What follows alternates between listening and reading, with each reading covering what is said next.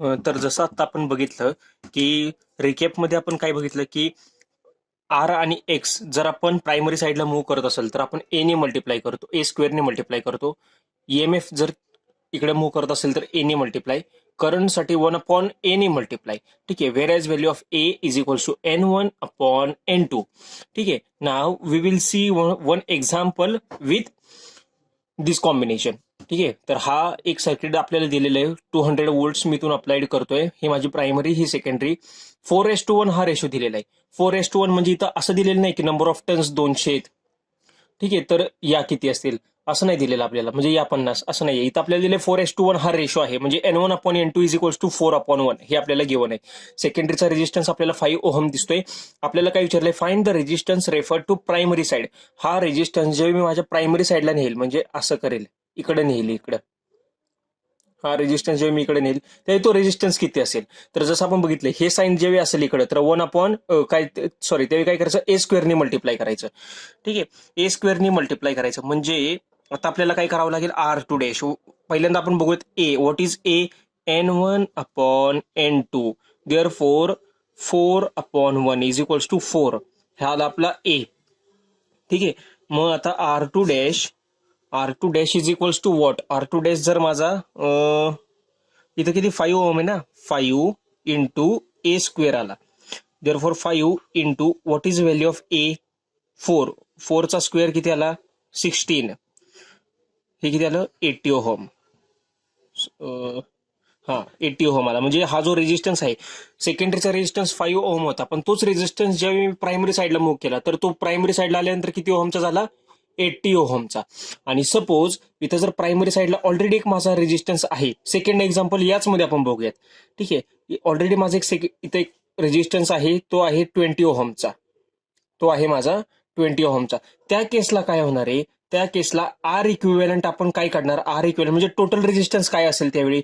R equivalent is equals to original आधीचा किती resistance होता तो R1 प्लस R2 डॅश, म्हणजे जो रेजिस्टन्स आपण सेकंडरी टू प्रायमरी मूव्ह केला तो रेजिस्टन्स.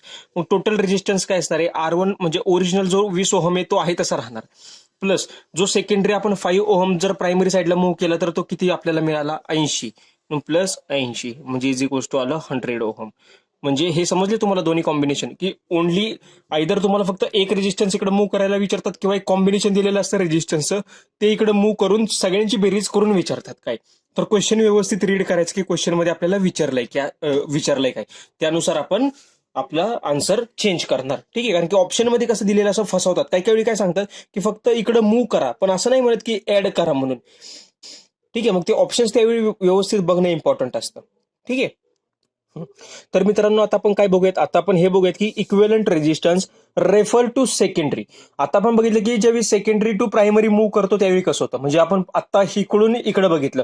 आता आपल्याला काय करायचंय, रेफर टू सेकंडरी. आता आपल्याला या साईडचा फक्त बघायचा आहे, म्हणजे जर प्रायमरीचा असेल तर तो आपल्याला इकडे सेकंडरीला घालवायचा आहे. आलं लक्षात? तर आपल्याला हे करायचंय. तर एक मी ट्रान्सफॉर्मरचं इक्विव्हॅलंट सर्किट मी ड्रॉ केलं. मित्रांनो, यामध्ये R1 आहे, X1 आहे, हे दोन सिरीज ब्रांच पॅरामीटर.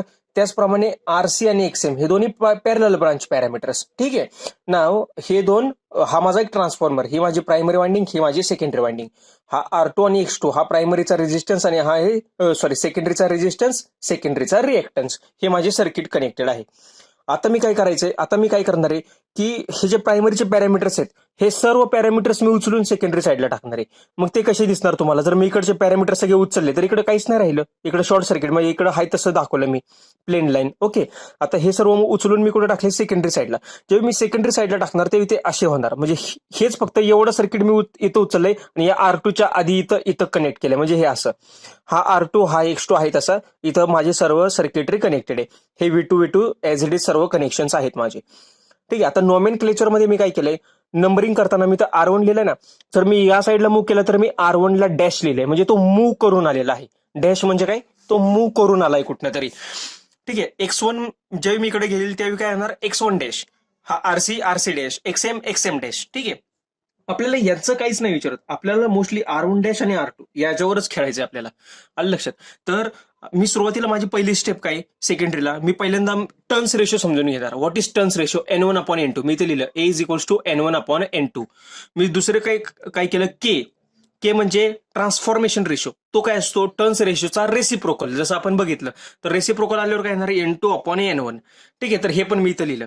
नाव आता मी काय करतोय की प्रायमरीचा रेजिस्टन्स उचलून मी सेकंडरी साईडला टाकलाय, बरोबर. तर या प्रायमरीच्या रेजिस्टन्समध्ये काय चेंज होईल, हा जो R1 दिसतोय तुम्हाला, हा जेव्हा मी उचलून सेकंडरी साईडला टाकू म्हणजे R1 डॅश असं होणार, तर या R1 डॅश मध्ये काय चेंज असेल या R1 पेक्षा, तो मला बघायचा आहे. तर R1 dash is equals to R1 into 1 upon A square.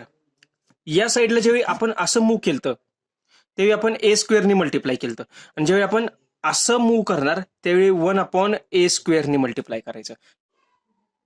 हा, तर हे दोन केसेस फक्त इम्पॉर्टंट, व्हेरी व्हेरी इम्पॉर्टंट आहेत. तर प्रायमरीचा रेजिस्टन्स R1 डॅश मध्ये काय चेंज होईल, तर R1 dash is equals to original resistance R1 into 1 upon A square into 1 upon A square, या 1 अपॉन ए स्क्वेअरनं मल्टिप्लाय करायचं. सिमिलरली X1 डॅश म्हणजे काय असणार आहे, हा X1 into 1 upon A square, X1 dash is equals to X1 into 1 upon A square. ठीक आहे, म्हणजे जे मगाच्या केसला केलं तर त्याच्या सर्व उलट इथं करायचं, बरोबर. मग R1 dash is equals to, आता हे इन टर्म्स ऑफ मी फक्त ए सांगितलंय बरं का, मग के साठी त्याच्या उलट करायचं, म्हणजे के साठी कसं होणार इथं बघा लिहितो. R1 डॅश म्हणजे काय लिहिलं आपण, R1 इंटू 1 अपॉन ए स्क्वेअरने मी मल्टिप्लाय केलं, is equals to R1 into k square. या केसमध्ये के स्क्वेअर, आणि मागच्या केसमध्ये आपण इथं या केसमध्ये काय केलं 1 अपॉन के स्क्वेअर, आणि या केसमध्ये काय करणार के स्क्वेअर, मी तर इथं लिहितो और 1 अपॉन के स्क्वेअर. ही केस और ही केस, और आणि इकडे पण ही केस किंवा ही केस, या दोन पैकी एक. म्हणजे जेव्हा आपण असं मूव्ह करतो या साईडून या साईडला, त्यावेळी ही आयदर ए स्क्वेअर करू शकतो और 1 अपॉन के स्क्वेअर, किंवा प्रायमरी टू सेकंडरी मूव्ह करणार त्यावेळी 1 अपॉन ए स्क्वेअरने और के स्क्वेअरने मल्टिप्लाय करणार. दोन पैकी एकानेच फक्त आपल्याला मल्टिप्लाय करायचे. ठीक आहे, मग काय केलं आपण, प्रायमरीचा resistance refer to secondary R1 dash is equals to R1 into 1 upon A square. मग काय केलं, R1 into 1 upon A square is equals to R1 k square, म्हणजेच काय आलं R1 into N2 upon N1 चा स्क्वेअर, हे झालं आपलं. Similarly X1 dash is equals to X1 into 1 upon A square is equals to X1 into k square is equals to X1 into N2 upon N1 whole square. ठीक आहे, काहीच नाही केलं, फक्त मी N1 और के च्या टर्म्स मध्ये लक्षात ठेवलं आणि ते व्हॅल्यू फक्त इथं पुट करून स्क्वेअर केलंय मी. सिमिलरली ईएमएफ साठी काय असतं मी सांगितलेलं, आर आणि एक्स साठी ए स्क्वेअर किंवा के स्क्वेअर करतो. ईएमएफ साठी ओनली ए और ओनली 1 अपॉन के, किंवा ओनली 1 अपॉन ए और ओनली के, हे असं करायचं. मग काय E dash is equals to 1 upon a ने मल्टिप्लाय केलं और ओनली के ने मल्टिप्लाय केलं, मग ते काय आलं E1 into N2 upon N1. ठीक आहे, आता हे झालं आर एक्स आणि ईचं. पण आता करंटच्या केसमध्ये कसं होतं, करंटच्या केसमध्ये उलट होतं, I1 into a is equals to I1 upon k. मग त्यामुळे हे येतं त्यामध्ये I1 into N1 upon N2 और I1 upon N2 upon N1, या दोन पैकी एक. त्यामुळे काय सांगितलं, ह्याच्यामध्ये कन्फ्युजन खूप जास्त होतं. त्यामुळे हे फक्त सिम्पल ठेवायचे आहेत आपल्याला, की असं मूव्ह करताना एच्या किंवा 1 अपॉन एच्या टर्म मध्ये लक्षात ठेवा फक्त, बस. त्यामुळे केचं टर्म्स लक्षात नाही ठेवायचे, किंवा एची लक्षात नका ठेवू, केच्या टर्म फॉर्म मध्ये लक्षात ठेवा. आयदर दोन्ही पैकी फक्त एक फॉलो करायचं, तुम्हाला सर्व मिळून जाणार त्यामध्ये. ठीक आहे ना, तर हे फक्त थोडंसं इम्पॉर्टंट आहे ए आणि केचं, आणि त्यामध्ये पण करंट आणि ईएमएफला फक्त ईएमएफच्या उलट करंटला करायचं. ठीक आहे, ईएमएफच्या सर्व उलट करंटसाठी करायचं. मग रेजिस्टन्सला ए स्क्वेअरनी करतो, पण ईएमएफला फक्त ए न करायचं मल्टिप्लाय वगैरे किंवा जे करणार आहे ते. आलं लक्षात, तर हे इम्पॉर्टंट आहे. हा, आता R equivalent refer to secondary. पूर्ण आर इक्वेलंट काय असतो बरं, आर इक्वेलंट म्हणजे काय असतो, R2 प्लस जो मूव्ह करून आलेला आहे तो, मग त्यामुळे काय येणार R2 plus R1 N2 upon N1 चा स्क्वेअर और X2 plus X1 N2 upon N1 चा स्क्वेअर. दोन पैकी म्हणजे हे दोन्ही सेमच आहेत, आर आणि एक्सचं सेमच आहे नेहमी, फक्त आरच्या जागी आपण एक्स लिहितो, बस तेवढंच आहे, बाकी त्यामध्ये काहीच नाहीये. आणि त्या सर्वांची बेरीज करायची असते. आता हे एक एक्झाम्पल आहे, हे एक एक्झाम्पल आपण बघूयात. याच्यामध्ये व्होल्टेज इथं गिवन आहे, इथं रेजिस्टन्स 4 ओहम आहे, रिएक्टन्स 6 ओहम आहे. हा N1 अपॉन N2 हे 2 अपॉन 1 चा रेशो मध्ये दिलाय आपल्याला. ठीक आहे, R2 8 ओहम आहे आणि X2 दिलाय 12 ओहम. हे V2 आहे. आपल्याला सांगितले आर इक्विलंट आणि एक्स इक्विलंट काढायचं आहे, रेफर टू सेकंडरी. इक्विलंट काढायचं आहे, रेफर टू सेकंडरी. हे बघायचं पहिल्यांदा, रेफर टू काय, रेफर टू सेकंडरी दिलंय. म्हणजे काय करायचंय आपल्याला, इकडचं फक्त बघायचंय. मग आता हे दोन्ही आपल्याला काय करावे लागतील, हे दोन्ही आपल्याला इकडं मूव्ह करावे लागतील. इकडं मूव्ह करताना आपण काय म्हटलं, 1 अपॉन ए स्क्वेअर असं इथं लगेच लिहायचं. 1 अपॉन ए स्क्वेअर. पहिली स्टेप काय करणार तुम्ही इथं ए लिहिणार. A is what n1/n2. A is 2/1 म्हणजे काय 2 किंवा के. आता तुम्ही जर केच्या फॉर्म मध्ये लक्षात ठेवलं तर के इज इक्वल्स टू 1/2. ठीक आहे, एकच फॉर्म लक्षात ठेवा फक्त.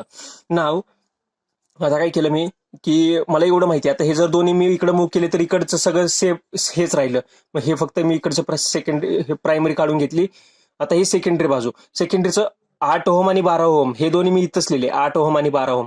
फॉरगेट अबाउट दिस. हे दोन्ही आता सोडून द्या. आता हे काय केलं मी हे आर इकडे घेतला आणि एक्स इकडे घेतला. मग हे दोन मी इथं काढलेत. पण यांच्या व्हॅल्यूज आता मी तर म्हणजे सॉल्व्ह केलंय आधी पण आपल्याला माहित नाही या दोघांच्या व्हॅल्यू काय येणार. मग हे दोन मी असेच ठेवले ब्लँक. ठीक आहे, आता आपण काय करणार हा रेजिस्टन्स इथला काढायचा आहे. हा रेजिस्टन्स म्हणजे R1 डॅश आहे. ठीक आहे, हा रेजिस्टन्स म्हणजे R1 डॅश. तर हा प्रायमरी पासून सेकंडरीला मूव्ह करून आलाय. प्रायमरी पासून सेकंडरीला मूव्ह करून आलाय. मग आपला फॉर्म्युला काय गुणायचं कशाने 1/a²नी. म्हणून R1 dash is equals to R1 into 1/a². म्हणजेच R1 किती आहे आपला 4 ओहम आणि a² किती आहे 2. सॉरी ए किती आहे 2. मग a² किती आला 4. म्हणून 4 डिवायडेड बाय 4 म्हणजे किती आलं 1 ओहम. तर हा 1 ओहम मी इथं लिहिला. हे आलं ना लक्षात. काय केलं आपण R1 इंटू 1/a² म्हणजेच काय आलं 4 इंटू 1/2² म्हणजेच किती आलं 1 ओहम. हा 1 ओहम मी इथं आहे तसं लिहिला. आता मी काय लिहिणार x1 डॅश म्हणजे हा x1 डॅश मला काढायचा आहे. हा कुठनं आलाय हा प्रायमरी पासून सेकंडरीला ट्रान्सफर होऊन आलाय. मग प्रायमरीला असताना किती होता 6 ओहम होता. मग सेकंडरी आल्यावर किती होईल तो कसं येणार x1 इंटू 1/a². x1 किती आहे 6 ओहम डिवायडेड बाय a² किती आहे 4 म्हणून काय आलं 3/2 म्हणजेच किती आहे 3/2 म्हणजेच 1.5 ओहम. हा एवढा आला. हा इथं मी लिहिला 1.5 ओहम. हा 8 ओहमचा 8 ओहम ऍज इट इज. 12 ओहमचा 12 ओहम ऍज इट इज. आता मी काय करणार आहे टोटल मला आर इक्विव्हॅलंट काढायचं आहे. आपल्याला विचारलंय काय आर इक्विव्हॅलंट आणि एक्स इक्विव्हॅलंट काढायचं refer to secondary. No R equivalent काय येणार आहे हा 1 आणि हा 8 म्हणजे किती आलं 9. Simple 9 ohm. आणि एक्स इक्विव्हॅलंट म्हणजे 1.5 प्लस 12 म्हणजे काय आलं 13.5. सिम्पल आलं सर. तर हेच आपल्याला विचारलंय आर इक्विव्हॅलंट आणि एक्स इक्विव्हॅलंट काढायचंय. यामध्ये दुसरं काहीच विचारलेलं नाही. ठीक आहे, तर हे खूप सिम्पल टॉपिक होता. यावरचे आपण क्वेश्चन सुद्धा सॉल्व्ह केलेले आहेत. तुम्ही ट्रान्सफॉर्मरची क्वेश्चन सिरीज बघा युट्यूबला आपल्या प्लेलिस्टमध्ये तुम्हाला मिळून जाईल. इलेक्ट्रिकल इंजिनिअरिंगच्या प्लेलिस्टमध्ये ट्रान्सफॉर्मरचे खूप लेक्चर्स मी ऑलरेडी टाकलेले आहेत. क्वेश्चन सिरीज टाकलेले आहेत, लेक्चर्स नाही टाकले क्वेश्चन सिरीज. पण त्यामध्ये मी पूर्ण हे एक्सप्लेन सुद्धा केलेलं आधी.